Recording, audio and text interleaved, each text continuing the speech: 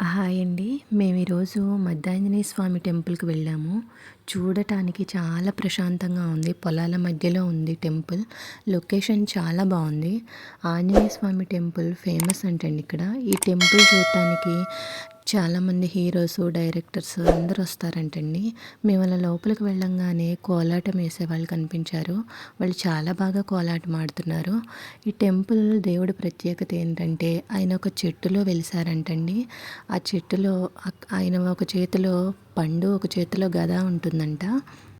అలా స్వామి మద్ది చెట్టులో వెలవడం వల్ల మద్ది ఆంజనేయ స్వామి టెంపుల్‌లా ప్రసిద్ధి చెందిందంటండి. మేము అలా టెంపుల్ లోపలికి వెళ్ళి చూసిన తర్వాత పక్కకి వెళ్ళగానే అక్కడ రాశి ఫలాలు, నక్షత్రాల ప్రకారం చెట్లు ఉన్నాయండి. ఆ మొక్కలకి ఎన్ని ప్రదక్షిణాలు చేయాలి అని చెప్పేసి వివరంగా రాశారు. ఏ నక్షత్రం వాళ్ళు ఏ ఏ మొక్క చుట్టూ తిరగాలి అన్నట్టు. అది కూడా బాగుంది. దాని పక్కనే వెంకటేశ్వర స్వామి టెంపుల్ కూడా ఉందండి. అది కూడా చాలా పీస్ఫుల్గా ఉంది. ఈవినింగ్ టైం కాబట్టి జనాలు కూడా చాలా ఎక్కువగా లేరు. ప్రశాంతంగా అనిపించింది. ఈ టెంపుల్లో హోమాలు జరిపించుకుంటారంటండి. మ్యారేజ్ అవ్వని వాళ్ళకి, జాబ్స్ రాని వాళ్ళకి వీళ్ళు 108 ప్రదక్షిణాలు చేస్తే వీళ్ళకి జాబ్స్ అవి వస్తాయంటండి. ఇక్కడ శనివారం రోజు, హనుమాన్ జయంతి రోజు, శ్రీరామనవమి రోజు చాలా ఎక్కువ మంది జనాలు ఉంటారంట.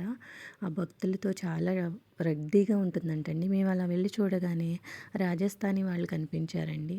వాళ్ళతో ఫొటోస్ కూడా దిగాము. వాళ్ళు కూడా చాలా హ్యాపీగా ఫొటోస్ తీసుకున్నారు మాతో. మేము చాలా హ్యాపీగా ఫీల్ అయ్యాము. అక్కడ చాలా పీస్ఫుల్గా ఉందండి. కోలాటం వేసేవాళ్ళు ఆడుతూనే ఉన్నారు మధ్యాహ్నం నుంచి. టెంపుల్ దగ్గర ఫొటోస్ అలో లేవంట. మేమేదో అలా తీసేసాము. టెంపుల్ మీరు కూడా చూడాలనుకుంటే ఒకసారి విజిట్ చేయండి. చాలా బాగుంటుంది.